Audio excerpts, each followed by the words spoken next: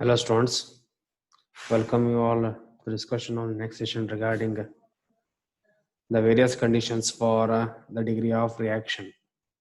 In the yesterday's previous session, we have discussed regarding the relation between degree of reaction and utilization factor. In today's session, we will be seeing that as the R value changes, that is in case of negative value, positive value equal to 0 or 50% reaction, what will be the shape of the velocity triangles, and along with that what will be the changes in the equation for degree of reaction as well as for the energy exchange. So now with these things we'll be moving on the session regarding the discussion of various conditions for the degree of reaction.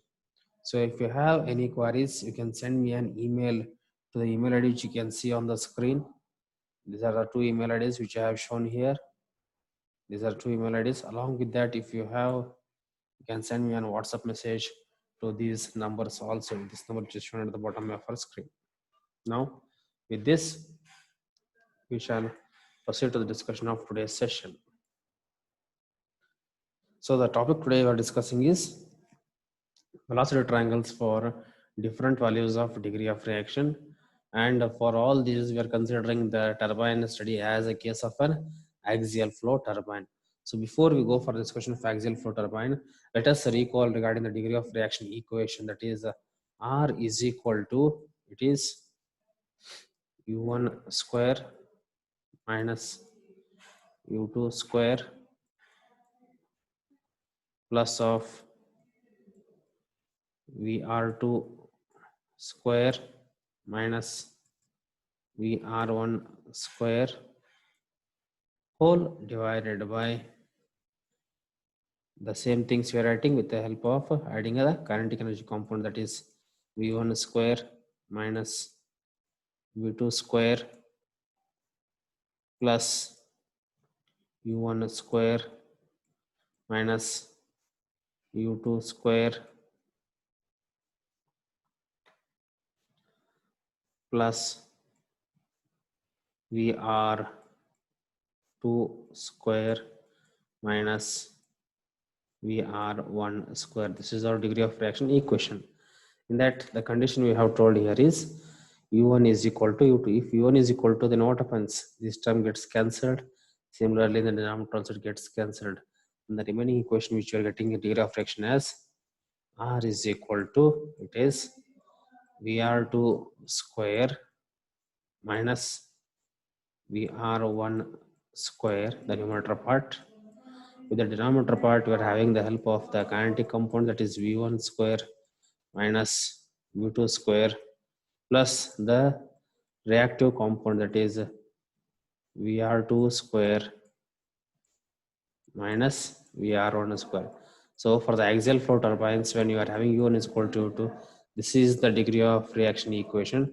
And in this degree of reaction equation, we will be studying what will be the shape and of the velocity triangles when R value, if it is greater than 0, R value if it is lesser than 0, R value equal to 1 or equal to 0.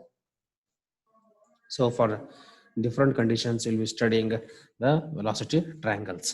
So let us move ahead now. So when we have U1 is equal to U2 for axial flow turbines, the degree of reaction equation, as I told, we are getting this equation. Similarly, when we are having an axial flow turbine, what will be our energy equation? Only this part will be our energy equation. That is, this will be our energy equation, only this much part, because already I told U1 is equal to U2. So therefore, as I told, our energy equation, what it will be? It will be 1 by 2 GC of V1 square minus V2 square plus VR2 square minus VR1 square. Now we will be studying the velocity diagrams for different values of degree of reaction. So let us study all these cases one by one. So the first case, what he has said is R lesser than 0. The first case is R lesser than 0, which means R value has to be negative. So if you observe your energy equation here, or for example, if you observe your direct law degree of reaction equation itself, that is equation number 1. So in the equation number 1, I want R value to be negative. So if you're observing this equation number 1, if I want to get the R value as negative, I want R value as negative in the minus sign, then what are the possible conditions? In the numerator, if you observe, we are having these two relative components in the numerator as well as in the denominator also. So obviously, if I try to increase the value of VR1 and decrease the value of VR2, that is, if the VR1 value is greater than VR2, then what happens? You are getting the value as negative, its degree of reaction is negative. So what it means to say that whenever the degree of reaction value is negative, it means that the relative inlet velocity component VR1, it has to be greater than the outlet relative velocity component, that is VR2. So let us see here. What do we get now? The change. So this is the shape of the triangle. This is the shape of the velocity triangle. So if you observe here, this is VR1, this is VR1. Similarly, this is VR2. You can see here the angle made by VR1, it is greater when compared to the angle made by VR2. So therefore, VR1 is greater than VR2. That is the reason that we get the degree of reaction as negative. Degree of reaction as negative. So what do we get? This is the first condition. That is, when we are having R lesser than 0, the condition should be the velocity, inlet velocity component, that is the relative inlet velocity component VR1, it has to be greater than the outlet relative velocity component VR2. Going on to the next condition, second condition, R is equal to 0. R is equal to 0. So if you observe carefully, now he has said R is equal to 0. So generally when you're calculating the problem or when you're solving a problem, if any problem, the degree of reaction comes equal to 0, then we say that it is a kind of an impulse type, or it is an impulse turbine, which means there is only impulse force is responsible for the power transfer in the machines. So this is one important feature of which kind of turbine? Impulse turbine. So the best example for the impulse turbine is the Pelton turbine, and always the Pelton turbine, if you observe carefully in the next models we'll be discussing, for the Pelton turbines, VR1 is equal to VR2, that is the relative velocity at inlet component is equal to the relative velocity at outlet component, which means even their angles, they are also equal, which means their angles are also equal, that is beta 1 is equal to beta 2. So when the relative velocity of both inlet and outlet components are equal, then what you can say that within this there is no static pressure change. There is no static pressure change across the rotor. Why? Because VR1 is equal to VR2. There is no static pressure change across the rotor. So therefore, your energy equation, already you have written your energy equation. You have said the energy equation is E is equal to 1 by 2 GC of V1 square minus V2 square plus of VR2 square minus VR1 square. So already we have told that for an impulse turbine, the relative velocity at the inlet component as well as the outlet component both are equal to one another, which means there is no static pressure change. So when there is no static pressure change, what happens? This value comes 0.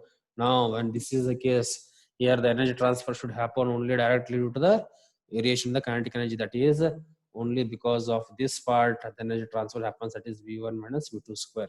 So for the inlet, for the impulse turbines, that is when R is equal to 0, always the energy transfer takes place only because due to the change in the kinetic energy of the inlet velocities and the outlet velocities So let us check the shape of the velocity triangle. So I told the energy equation. This is the only the energy equation which is responsible for the energy transfer. And if you observe now here, the relative velocity triangle, this is the relative velocity triangle.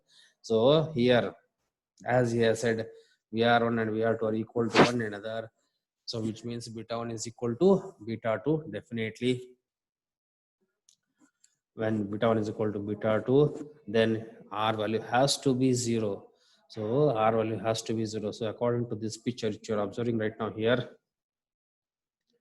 this is your relative velocity VR1 and this is your elasticity VR2. So if you observe one of the triangles also, they are similar to one another, which means this angle and this angle, they are similar to one another. Beta 1 is equal to beta 2. Therefore, there is no static pressure change across the rotor, which obviously is responsible for energy transfer occurs only due to the change in kinetic energy itself.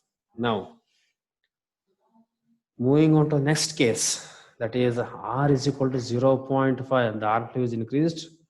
It is 0.5, or we also call this case as a 50% reaction. R is equal to 0.5, you say that 50% reaction, which means to say that along with impulse force, here also some reaction forces are responsible for the energy transfer across the machines. So the reaction forces developed are around 50%. That is the reason that we say that here the R value is 0.5 or it is 50% in a reaction. So when this happens for the 50% reaction turbines, always here the absolute velocity at the inlet, that is V1, it is equal to the relative velocity at the outlet, that is V1 is equal to VR2. So V1 is equal to VR2 means it means that alpha 1 is equal to beta 2. Alpha 1 is equal to beta 2. Similarly, absolute velocity at the outlet V2 is equal to relative velocity at the inlet, that is outlet is alpha 2, it is equal to beta 1. So you have to remember this, especially for your gate examinations. So when you are solving the problems in the gate examinations, even if you get these conditions and it says to calculate the value of R, already you have seen the properties, that is V1 is equal to VR2 and V2 is equal to VR, then definitely the R value has to 50% by default. So please remember this. So when we try to see that, we are getting the velocity triangles which are symmetric at both the inlet side as well as the outlet side, and here the energy transfer occurs by both means, that is once by impulse action and another case by the reaction action. That is the reason that we say it is 50% reaction in nature. So now the shape of the velocity triangles, they are symmetric in nature, the inlet as well as the outlet. You can build it on having a common apex or a common base. So let us see how it can be. So this is the shape of the relative triangles, that is the velocity triangles if you see here. So they are having the things.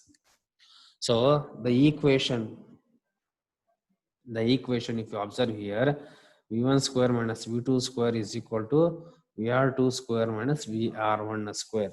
So how we are going to get it here? Please see here everybody. As I told here, both are having a symmetric in nature, which means both will be having the same flow velocities. For example, if I draw this one as this line as my flow velocity, that is Vf, the vertical line Vf. I request everybody to see on the screen. I draw this as Vf. So with the help of this line, that is the flow velocities, you can prove this relation, that is V1 square minus V2 square is equal to VR2 square minus VR1 square. Please do remember this condition always. Please do remember this condition always. It is a standard equation when you are calculating for the degree of reaction for the turbines having R is equal to 0.5. R is equal to 0.5. Okay, students.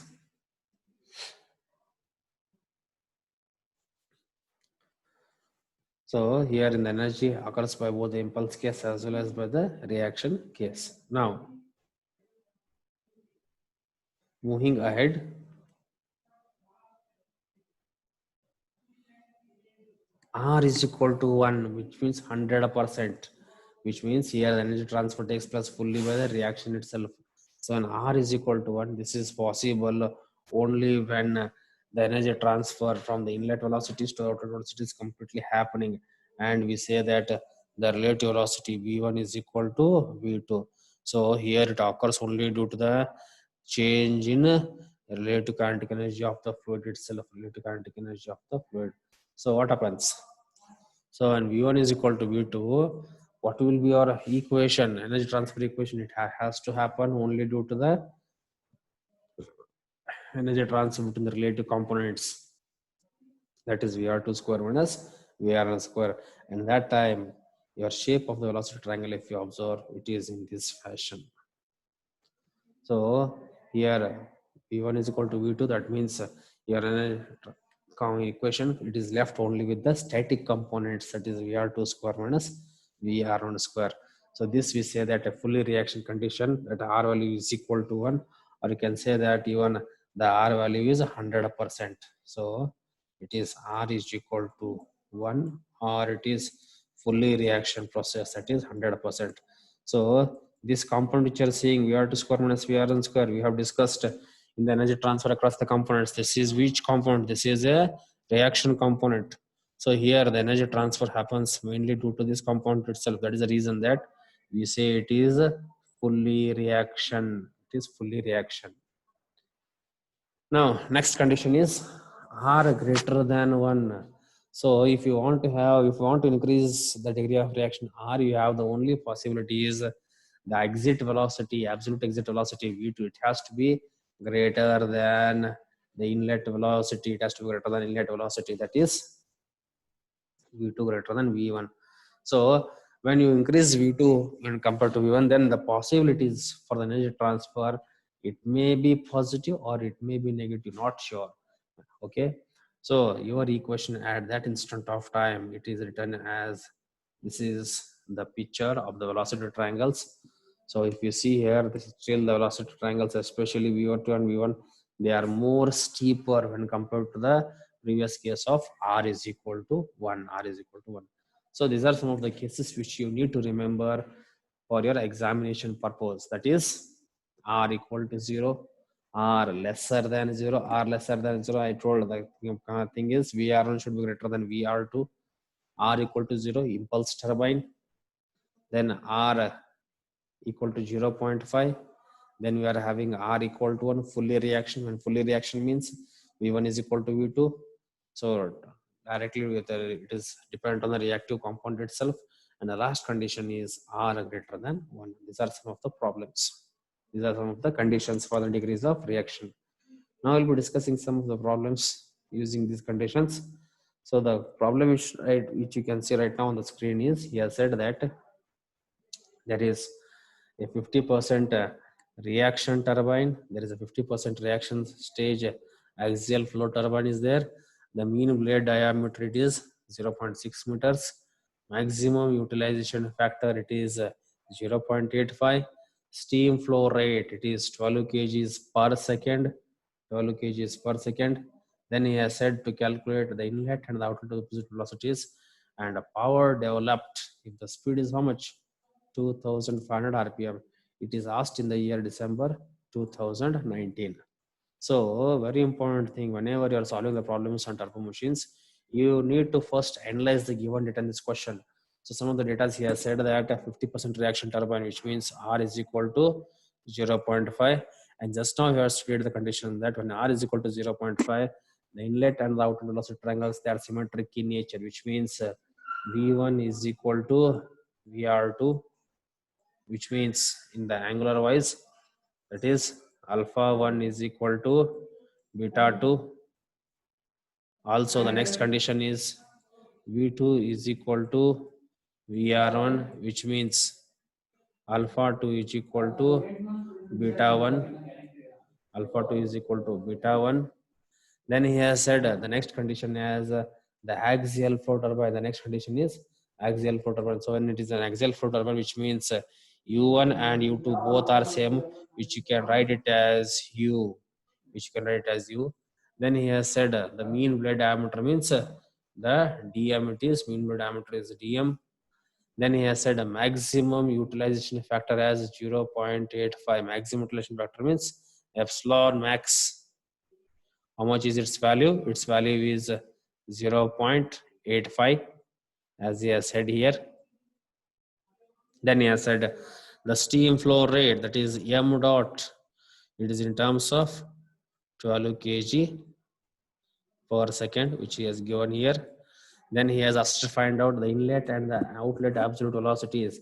So inlet and the outlet absolute velocities means here it is referred to the values of V1, you need to find out the inlet absolute velocity. Similarly, the outlet absolute velocity, that is V2, which you need to calculate. And power developed, that is P, you have to find out when the condition of speed, that is N, is equal to how much? It should be around 2500 RPM. So this is the question which is asked in December 2019. So with this given data, we need to draw the velocity triangle for R is equal to 0.5, that is 50% reaction turbine, and 50% reaction turbine. Already these conditions are given to us. These are the default conditions when R is equal to 0.5. So if you find the value of V1, it is directly correlated to V2. If you find the value of V2, it is directly correlated to VR1. So directly you can go for the stepwise solution of this particular problem. So let us now begin the solution. Before that, draw the velocity triangles which are symmetric in nature. You can draw even the velocity triangles which are having a common base for both the inlet and the outlet velocity triangles of a 50% reaction turbine. So we have written these conditions which I have said, discussed in the problem. So now when R is equal to 0.4, 50% reaction, this is the triangle which is having a common base. This is a common base and having a common apex for both apex it is having a common apex, not a base. It is having a common apex. This is a common apex for both the inlet and the outlet velocity triangles. This is known as the velocity triangles for 50% reaction turbine having common apex. So you can see this point, it is common for both the inlet and the outlet velocity triangles. So now, how I can distinguish this one? I can distinguish this as my inlet velocity triangle, this one. Name it as 1. Similarly, this as my outlet velocity triangle, number 2, having the common apex. Why? Because this is the common apex. We say that this we are drawing when the apex is common. This is common apex. This is common apex. This is the common apex. Now here, if you observe here, both are having the same tangential velocities, that is the axial flow turbine, it is U1 is equal to U2. Now please see here in the first velocity triangle, that is the inlet velocity triangle, it is a right angle triangle. So if I apply my hypotenuse rule, how I can write this one? I can write this as V1 square is equal to VR1 square plus U square, or U square is equal to V1 square minus VR1 square. Do you agree with this point? Similarly, for the second velocity triangle, this triangle now, for the second velocity triangle, how I can write the hypotenuse rule? That is the Pythagoras theorem. That is VR2 square is equal to V2 square plus U square. Okay, or U square is equal to, it is VR2 square minus V2 square, right? So here, this equation and this equation, if I equate them both together, how I can write the terms? That is V1 square minus VR1 square is equal to VR2 square minus V2 square. Right, students? I can write in this form. Okay.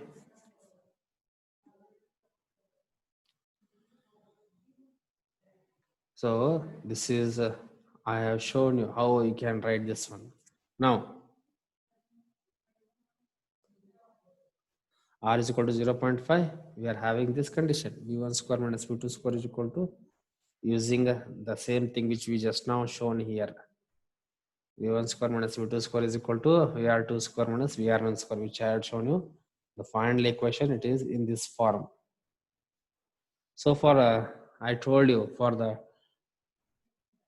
reaction turbine and r is equal to 0.5, these are the conditions which you need to remember. These are the conditions which you need to remember. That is v1 is equal to vr2 and v2 is equal to vr1. So if you find these two, the other two you can take them directly itself because of the symmetricity. Now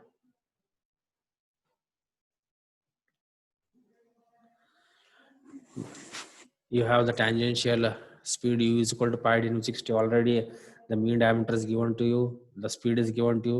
Find out the tangential velocity and its value is how much? 78.55 meters per second. So you need to find out v1 and v2. To find v1 and v2, you can use the degree of reaction equation, or you can go for the linear transfer equation also. But before that, what you should do is you should find the another factor, that is the maximum utilization factor, which we are using this equation v1 square minus v2 square is equal to v1 square minus r v2 square. Here already you know for 50% reaction the r value is 0.5. The r value is already given. R value is how much? It is 0.5. R is equal to 0.5. Then maximum utilization factor, it is also given in the question. So on simplification, you will get the value of v1 in some term of v2. So using that, you can get the value on simplification of both v1 and v2 together. Let us see. So as I told, I will get the equation in terms of v1 is equal to 3.833 v2 square. Now, from the inlet velocity triangle, this is my inlet velocity triangle. How I can write the hypotenuse, the Pythagoras theorem I have applied here, v1 square is equal to v2 square, because you can write v1 and v2 both are same together. So ultimately here, or generally if I am applying the Pythagoras theorem to this inlet velocity triangle, which we have seen already, that is v1 square is equal to vr1 square plus u square. So this vr1 square is nothing but it is equal to v2 itself, as it is a property of a reaction turbine. So I can write v1 square is equal to v2 square plus u square. Already we have discussed that we have got the value of v1 in terms of v2. Just I will substitute the value and get the value as v2. So once you have got the value of v2 as 46.66 meters per second, this is equal to the relative velocity at the inlet, that is v2 is equal to vr1. This is being taken directly. Similarly, I shall go for finding the power output. So power output is equation is nothing but P is equal to m dot E. That is the energy transfer equation. So m dot E I can write in this form also, as I told you. Generally the power, how we are writing this equation, we are writing our equation as P is equal to m dot of E. So what is this E? This is our E term. This is our E term. This is our E term. So generally the Euler's energy equation, how I am writing, E is equal to U1 VU1 minus U2 VU2 by GC. So as it is an axial flow turbine, U is common. Your remaining terms are VU1 minus VU2 by GC, which you can see here right now. So, and another important thing is, in this case, especially in this problem, here the value of VU2 is 0, because the outlet absolute velocity v2 and the flow velocity, they are overlapping one another. So we say that the discharge is radial. So always please remember, for the outlet velocity triangle, for the outlet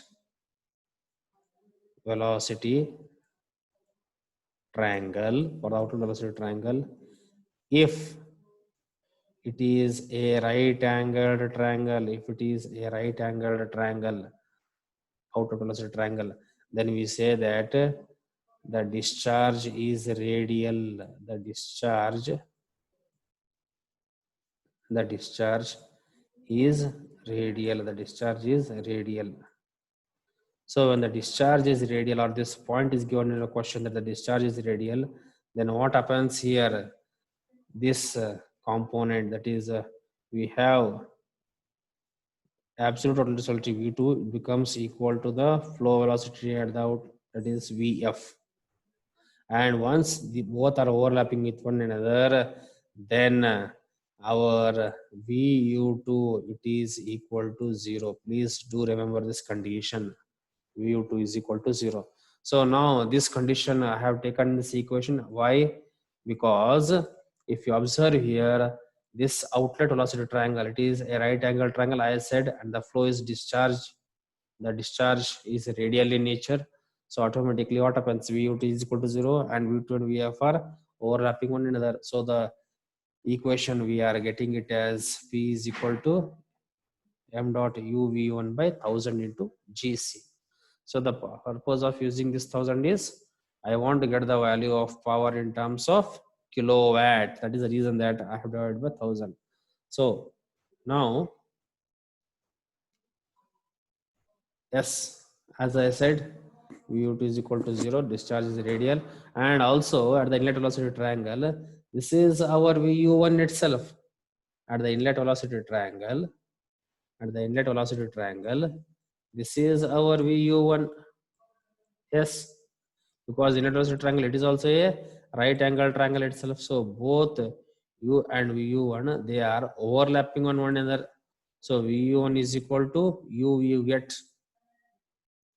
So automatically you have got the value of u, you can substitute it as vu1. So my equation becomes m dot u square 1000 gc. I have the values with me, substitute the values, and I get the power as 74.04 kilowatt. So please do remember this strategy. When the outlet velocity triangle, I will show here, when the outlet velocity triangle, it is a right angled triangle, this one, outlet velocity triangle, when it is a right angled triangle, always v2 is equal to vf. This is the first condition. Then your angle alpha 2 at this condition becomes 90 degrees, and vu2 is equal to 0. Similarly, if I have the inlet velocity triangles, it is in a right angle triangle in nature, then in this case what happens here? Beta 1 is equal to 90 degrees. Then tangential velocity u is equal to the tangential component of the inlet velocity, that is vu1. Both are equal to one another. So please do remember these steps. Now we shall proceed to the next problem. So next problem, it says that the following data refers to a turbo machine. It says inlet velocity of whirl is 16 meters per second. The velocity of flow is 10 meters per second. Blade speed 33 meters per second. Outlet blade speed 8 meters per second. Discharge is radial with an absolute velocity of 16 meters per second.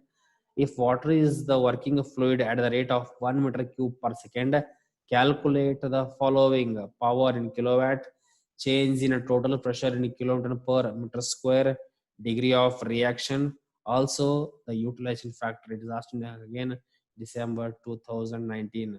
So when these things are given in the question, please read the things carefully such that you should find out the given data in this problem.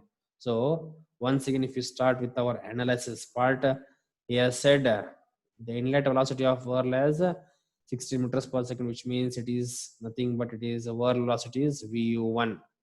Then he has said velocity of a flow, that is VF1. Then he has said blade speed. So blade speed he has given to us. This is U1 now here, 33 meters per second. Outlet blade speed, he has termed it this one. This is what he has termed it as outlet blade speed. This is U2.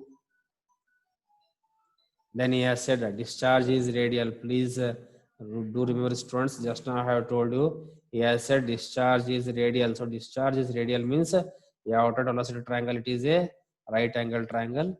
And when this is the case, your alpha 2 is equal to 90 degree. This is the condition. And apart from that, the next condition is VU2 is equal to 0.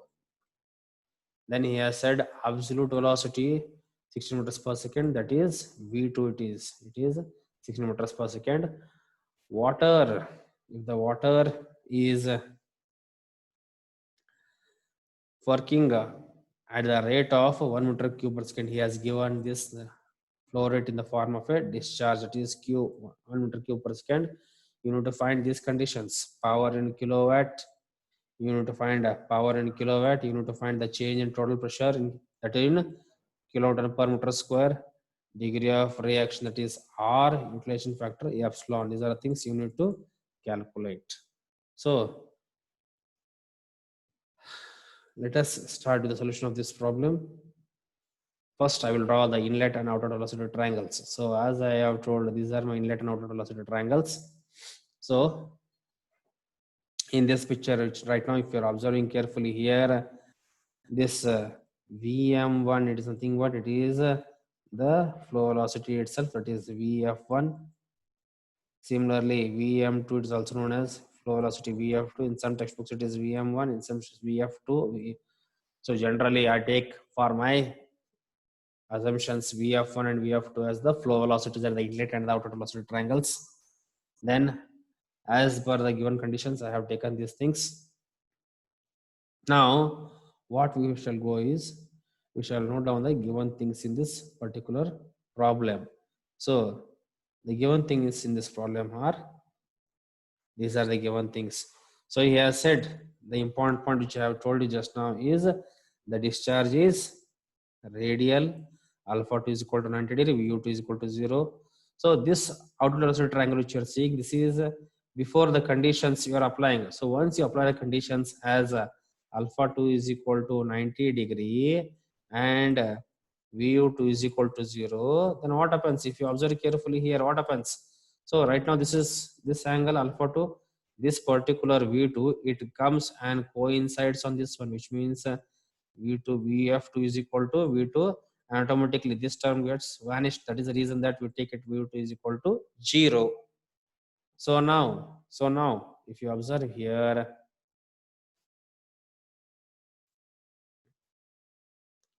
we get it as in this form, that is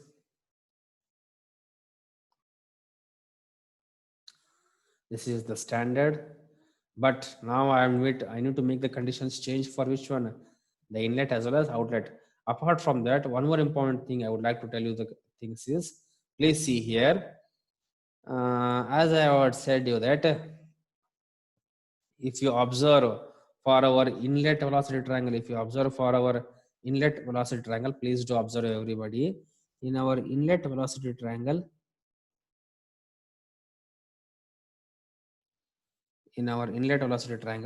what he has said, VU1 is equal to 16 meters per second and U1 is equal to 33 meters per second. So this is our inlet velocity triangle, which you can see here right now. He has said U1 is 33 meters per second. This is U1 and VU1 is 60 meters per second. According to this velocity triangle, right now, what you can see here, U1 should be greater than VU1, right? But in your question, if you observe, here, if you observe in your question, what are the conditions here? Sorry students, one correction. According to this velocity triangles condition, what you can see here is the velocity VU1, it should be more than U1, right? According to the sketch of this velocity triangle which we have drawn right now. But if you observe in our given data of VU1 and U1, what you can see here, U1 it is greater than VU1, right? Which means this component, that is relative velocity, it is more than VU1. So once again you need to redraw this one. Once again, if you redraw this one, then your relative velocity, it comes here, that is VR1, relative velocity VR1, and here is your, up till here you need to find out the value of U. Now if you observe U1 is greater than VU1, this is the condition.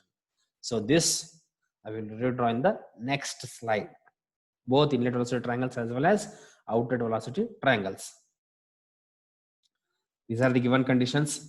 As I said, yes, you can see right now. This is for the inlet velocity triangle. Similarly, for the outlet velocity triangle, you can see here VR1 have taken to the other side, which means U1 is greater than VR1. Similarly, the outlet velocity triangle.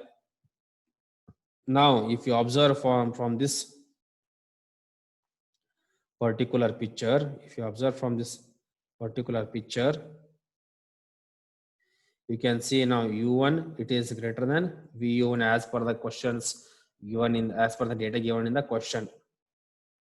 Now, what I would like to say here is, let us start step by step the solution of this particular problem. So solution, we have the energy equation with us, that is E is equal to U1 VU1 by GC.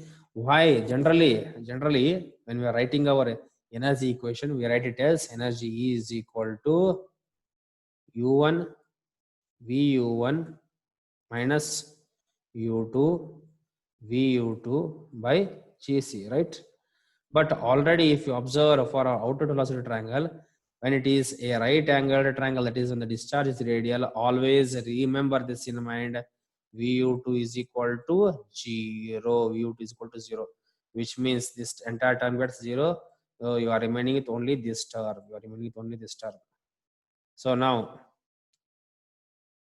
both U1, V1 already they're given in the question. Just you need to substitute, put the values, get the answer. It is 528 joules. Similarly, power. So power is nothing but rho Q into E, energy. Q, it is anything but the discharge is given in meters cube per second. Density is the water, which is the fluid which is passing in the machines. So substitute the answers, the values in this question, and you get it as 528 kilowatt. We need to find the change in total pressure. So total pressure, that is delta P is equal to rho G into delta H. Rho, density of the fluid, G is there, delta H, you need to substitute. So delta H is the same energy equation which you are putting here. And on simplification, I get it as 528,000, sorry, 5,28,000 Newton per meter square. But generally in the question he has us to find in terms of kilonewton per meter square. So this is 528 kilonewton per meter square. So now degree of reaction. So already I have told you regarding this particular equation, degree of reaction. Once again, I am going to remind you here. So generally when you are writing our energy equation, degree of reaction equation, this is it in this form. R is equal to 1 by 2 GC of, it is U1 square minus U2 square plus VR2 square minus VR1 square whole divided by again 1 by 2 GC of V1 square minus V2 square plus u1 square minus u2 square plus Vr2 square minus Vr1 square. So I have told you already in the previous sessions also, you can calculate the degree of fraction if you know all these velocity components. But if you know the energy E value with you, and if you know the thing that is the velocity components V1 and V2, you can reduce this equation in the other form also. So what I will do here is, I will do a small change in the numerator part. So in the numerator part, what I will do is, please see here everybody. Here what I will do, I will take it as plus 1 by 2 GC into V1 square minus V2 square. At the same time, what I will do is minus 1 by 2 GC into V1 square minus V2 square. So if you observe carefully, this entire term from here to here, this is entirely what? Energy E itself. Even in the denominator, it is energy E itself. So only this equation, how I can write R is equal to in this form, that is E minus 1 by 2 GC V1 square minus V2 square by E. This can reduce your time if you know the value of E. Only you have to find out V1 and V2 and get the answers done very easily. So the same thing I am going to do right now here. That is from inlet velocity triangle. This is our inlet velocity triangle already, which is there with you. Already he has given us U1, he has given us VU1. So we are applying the Pythagoras theorem. The Pythagoras theorem I am applying, and this Pythagoras theorem I am applying for this side of the velocity triangle, as I need the value of V1. This one I am applying here. So an application, that is V1 square is equal to VU1 square plus VF1 square, the flow velocity. So already VU1 and VF1, they are given in the question to us. I get the value of V1. Similarly, directly I will go for the simplification of this one. V2 is already given in the question. Exit velocity he has given in the question. I substitute the values and get the value of degree of fraction as how much? 0.9053. So on after this, I go for a substitution of the utilization factor. Epsilon is equal to E into E plus VU1 is equal to 2 GC. So the value which I'm going to get is 0.848. So these are some of the problems which are related to the degree of reaction and the utilization factor. In this way, you have to redraw the velocity triangles, satisfy the conditions, and get the answers for the different conditions of the velocity triangles.